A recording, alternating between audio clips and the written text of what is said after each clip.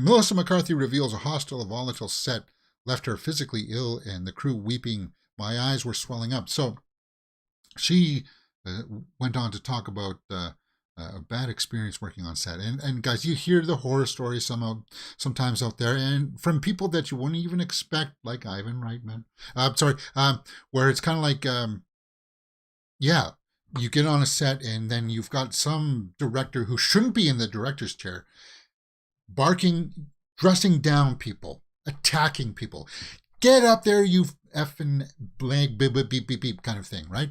It's like, yell at the person to get into line, but don't degrade them. And then don't let your emotions and frustrations let them chew you out. Like, I understand as a director, or even as a producer, sometimes you have to get the people moving. You got to drive the machine.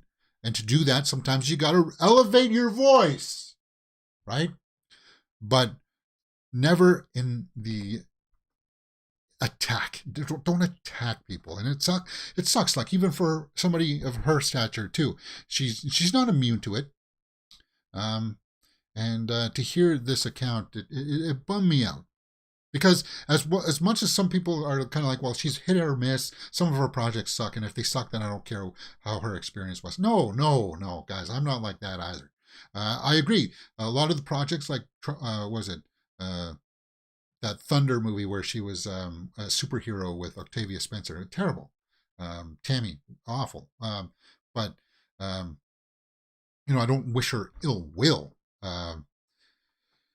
So in an interview with The Observer, she said that there was a toxic set that left many cast and crew weeping. Yeah, I don't stand for that. I do not stand for that. And when the actors' contracts come up, like the Actors Guild comes up, they're going to have to address that issue as well, where it's kind of like, yeah, we can't have this toxicity on set where there's one or two people creating chaos. So she said, it did work for someone who once ran such a volatile, hostile set that it made me physically ill, McCarthy said, quote, my eyes were swelling up. I was absorbing all of this nuttiness. There were weeping people, visibly upset by this one person, she added. And I think that's why the manipulation worked, because to get to me, this person would fire people I loved. Now that makes me very angry. When you take it personally, you go after people that they work with, like their entourage. No, that's getting really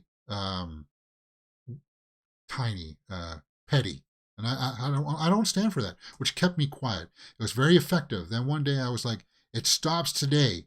I just keep on saying to them, it stops, and I know that I'll never keep quiet again. Good for her. So she championed it. She rose above it, and that just makes me respect Melissa McCarthy even more. Good for her that she stood up against it. And I hope these articles don't go into say which project it was, but I'm kind of like, you got to fight that. You got to fight people like that. And if I were ever in this business and I caught wind of who was doing that, I myself would use the powers, like my trust circles and stuff, to say, oh, that guy over there, that director, yeah, I'm not working with them, and here's why you should probably not work with them.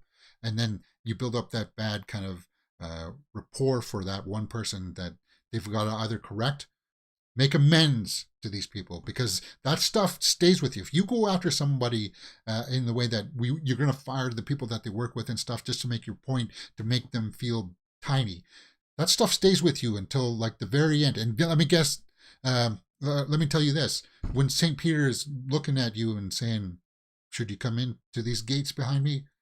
that stuff is all going to come up. It stays with you right to the end. And if you can't even be cognizant of that, then you don't deserve enlightenment. You don't deserve peace. It'll always stay with you. But Melissa McCarthy, I'm glad that she stood up to it, and she was endured, and she's going to be a stronger woman because of it. And lots of people ragged on her for working with her husband, because she's somebody who does. who does stay and work with her husband. At least with her husband, you know that she's not going to be in an environment like that. And we could go to her IMDb and look for projects where she's not with her husband and look for some of the earlier stuff. Um, yeah, yeah, it bums me out, man. So we wish her the best, and I'm glad that she's. It's like when she's declaring this stuff here in the public forums.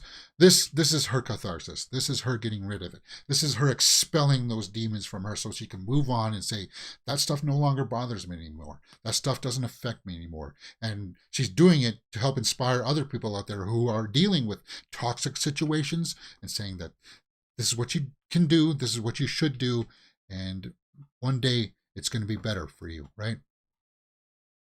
So kudos to Melissa McCarthy. I just felt like that was totally worth talking about.